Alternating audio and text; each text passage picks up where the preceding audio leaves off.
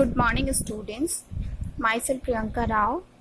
I'm your English teacher and I will take the literature portion of English. This is your book, that is First Flight. Actually, there is another book also for you, that is Footprints Without Fate. But first of all, we will discuss First Flight. Let's see the contents. These are the contents. Actually, there are 11 chapters, and as you can see, after each prose section there is one poem. So first of all, I will explain all the poems that has been given after each chapter. So let's see the first poem, that is Dust of Snow, and this poem is written by Robert Frost.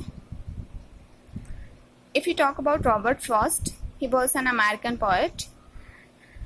He used simple words in his poem with a strong meaning.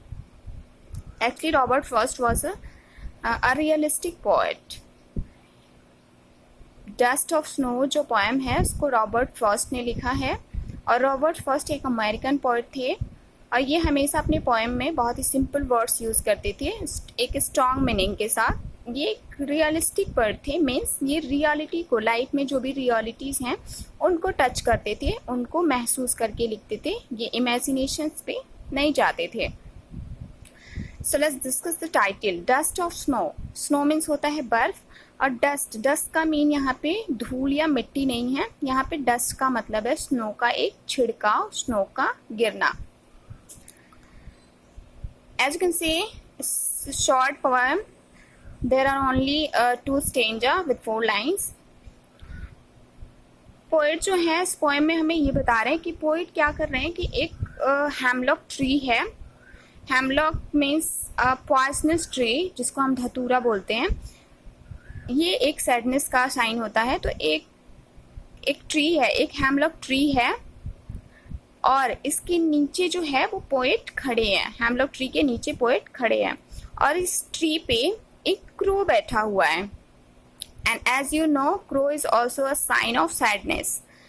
तो इस tree पे एक crow बैठा हुआ है, और poet हमें ये बता रहा है कि वो क्रो क्या करता है, इनके ऊपर इस हेमलॉक ट्री पे बहुत ज़्यादा बर्फ जो है, स्नोफ्लैक जमा हुआ है, और ये क्रो क्या करता है, पोएट के ऊपर ये स्नोफ्लैक को गिरा देता है, झाड़ देता है.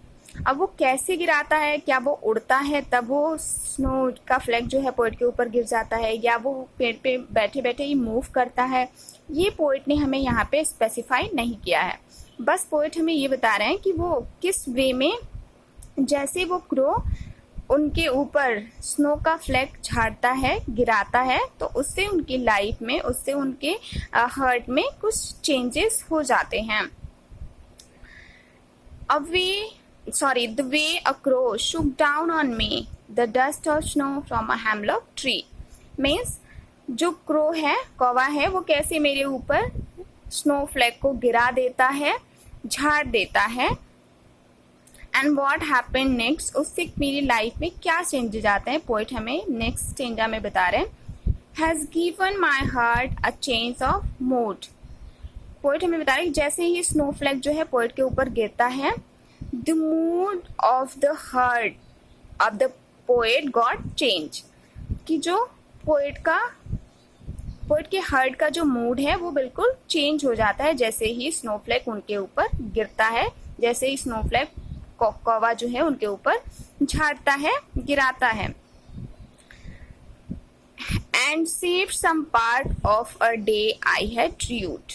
Rued होता है that is held in regret. Somebody is having regret for something, means वो किसी चीज़ के लिए सॉरी फील कर रहा है, पछतावा कर रहा है, तो ऑब्वियस सी बात है कि वो सैड है. और फर्स्ट स्टेंजा में भी पोएट ने हमें हेमलॉक ट्री के बारे में बताया है, क्रो के बारे में बताया है, जो भी एक सैडनेस के सिंबल हैं.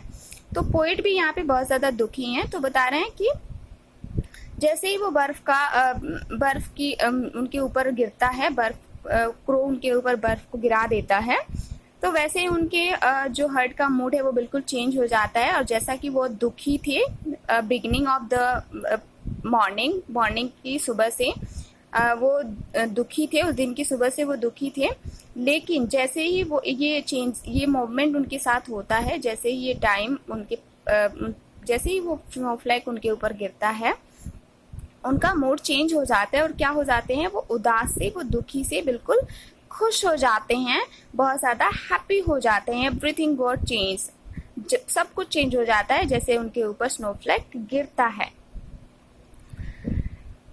Means throughout this poem the poet wants to gives us message। इस पोएम से पोएट हमें यही मैसेज देना चाहते हैं कि कोई भी चीज़ जो है वो बैड वे में नहीं होती है, कोई भी चीज़ बुरी नहीं होती है। जैसा कि हम क्रो को या हेमलॉक ट्री को बुरा मानते हैं, लेकिन वही क्रो जो है, वही हेमलॉक ट्री जो है, एक दिन पोएट के लिए इतना अच्छा साइन बनते हैं कि वो बहुत ज़्यादा दुखी हैं, लेकिन उन्हीं की वजह से वो खुश हो जाते हैं। Means we should always have a positive way for anything, for anyone. That is all about this point.